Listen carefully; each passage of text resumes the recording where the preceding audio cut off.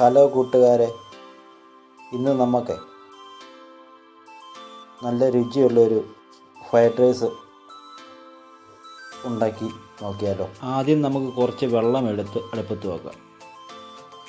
ഒരു 4 ഏലക്ക ഇടാം, ഒരു 4 ഗ്രാമ്പു, പിന്നെ കുറച്ച് പട്ടയും. വെള്ളം ചെറുതായിട്ടൊന്ന് ചൂടായി വരട്ടെ. നമുക്ക് ഒരു മുറി നാരങ്ങ ഒന്ന് പിഴിഞ്ഞ് കൊടുക്കാമേ. 1 സ്പൂൺ സൺഫ്ലവർ ഓയിലും കൂടെ ഒഴിക്കുന്നത് നല്ലതാണ് കേട്ടോ. ഞാനിവിടെ നല്ലപോലെ വാഷ് ചെയ്ത 1 കിലോ റൈസാണ് എടുത്തേക്കുന്നത്. വെള്ളം തിളയ്ക്കുമ്പോഴേ നമുക്ക് ഇട്ട് കൊടുക്കാം. വെള്ളം നല്ലതായിട്ട് തിളച്ച് തുടങ്ങി, നമുക്ക് അരി ഇട്ട് കൊടുക്കാം. അരി ഒട്ടിപ്പിടിക്കാതിരിക്കാൻ വേണ്ടി നാരങ്ങ മുറിച്ചത് പിഴിഞ്ഞതും എണ്ണ ഒഴിക്കുന്നത്. എണ്ണ ഞാൻ ഒഴിച്ചിട്ടില്ല കേട്ടോ, നിർബന്ധം ഉള്ളവർക്ക് ഒഴിക്കാം. അരി നല്ലതായിട്ട് കഴുകണം, അല്ലെങ്കിൽ ഒരു പശുപശപ്പ് ഉണ്ടാവും. എന്നിട്ട് ചെറുതായിട്ടൊന്ന് ഇളക്കി കൊടുക്കുക. എൻ്റെ ചാനൽ ആദ്യമായിട്ടാണ് കാണുന്നതെങ്കിൽ ഒന്ന് സബ്സ്ക്രൈബ് ചെയ്യണം, ബെൽ ബട്ടണും ഒന്ന് അമർത്തണം, കമൻറ്റ് ചെയ്യുക, ലൈക്ക് അടിക്കുക. ഇനി നമുക്ക് ഇച്ചിരി ഉപ്പ് ഇതിനകത്ത് ചേർക്കാം കേട്ടോ. വെള്ളമൊക്കെ നല്ല തിളച്ച് തുടങ്ങി. ഒരു 2 ടേബിൾ സ്പൂൺ ഉപ്പ് മതി കേട്ടോ. അങ്ങനെ നമ്മൾ റൈസ് വെന്തിട്ടുണ്ട് കേട്ടോ.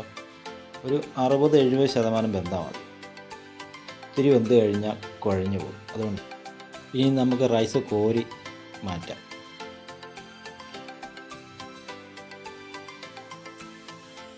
റൈസ് നമ്മൾ കോരി മാറ്റുമ്പോൾ നല്ലപോലെ വെള്ളം ഊറ്റിക്കളയണം. വെള്ളം നമ്മൾ നല്ലവണ്ണം ഊറ്റിക്കളഞ്ഞില്ലെങ്കിൽ വെജിറ്റബിൾസൊക്കെ ചേർക്കുമ്പോൾ കുഴഞ്ഞരി.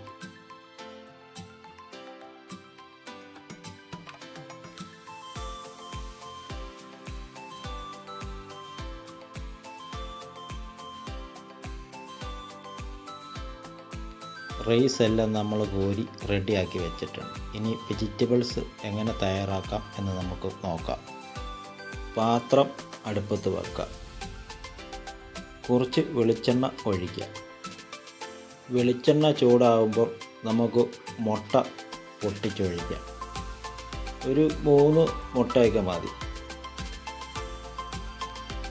മുട്ട കൂടിപ്പോയാൽ വെജിറ്റബിൾസിൻ്റെ ഒരു ടേസ്റ്റ് കിട്ടത്തില്ല.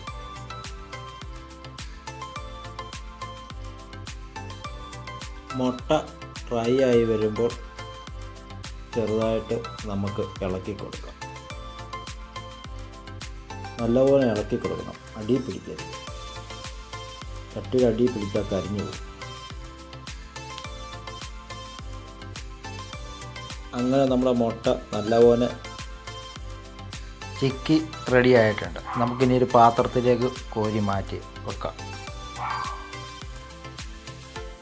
ഇനിയും നമുക്ക് മുട്ട റെഡിയാക്കിയ അതേ പാത്രത്തിൽ തന്നെ കുറച്ച് വെളിച്ചെണ്ണ ഒഴിച്ചിട്ട് നമുക്ക് സവാള ഒന്ന് വഴറ്റായിടാം. കട്ട് ചെയ്ത് വെച്ചിരിക്കുന്ന ബീൻസും കൂടെ ഇട്ട് കൊടുക്കാം.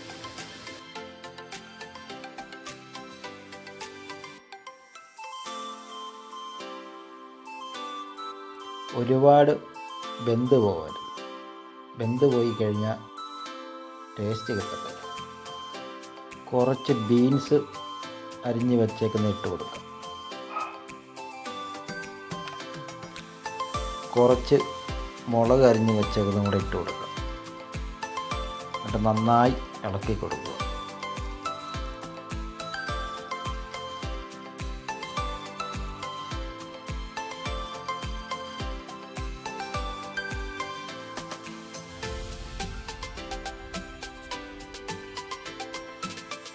അരിഞ്ഞ് വെച്ചിരിക്കുന്ന ക്യാരറ്റും കൂടെ ഇട്ട് കൊടുക്കാം.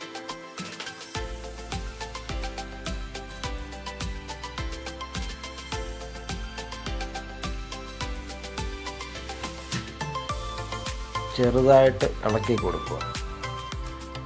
കുറച്ച് ക്യാപ്സിക്ക കൂടെ നമുക്ക് ഇട്ട് കൊടുക്കാം.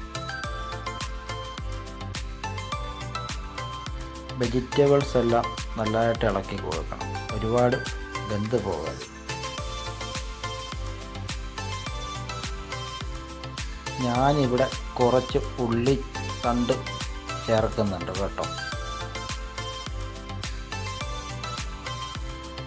തീയാണെങ്കിൽ നമുക്ക് ചെറുതായിട്ട് മതി കേട്ടോ. ഒരുപാട് തീയായാൽ പെട്ടെന്ന് കരിഞ്ഞു പോകും. ഇതൊക്കെ തീയിട്ട് കൊടുക്കും. ചെറിയ ചൂടോടുകൂടി വേണം എല്ലാം റെഡിയായി വരാൻ.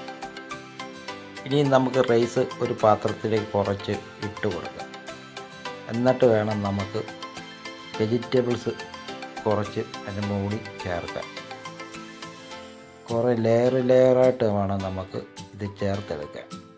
ഒന്നിച്ചിട്ട് കഴിഞ്ഞാൽ ഇളക്കിയെടുക്കാൻ ഒരുപാട് പാട് വേണം. ഇനി നമുക്ക് കുറച്ച് റൈസും കൂടെ ഇട്ട് കൊടുക്കാം.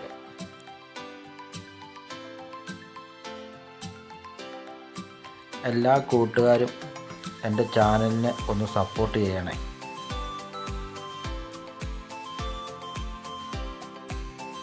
ഇനി നമുക്ക് തയ്യാറാക്കി വെച്ച കുറച്ച് വെജിറ്റബിൾസും കൂടെ മുകളിൽ ഇട്ട് കൊടുക്കാം.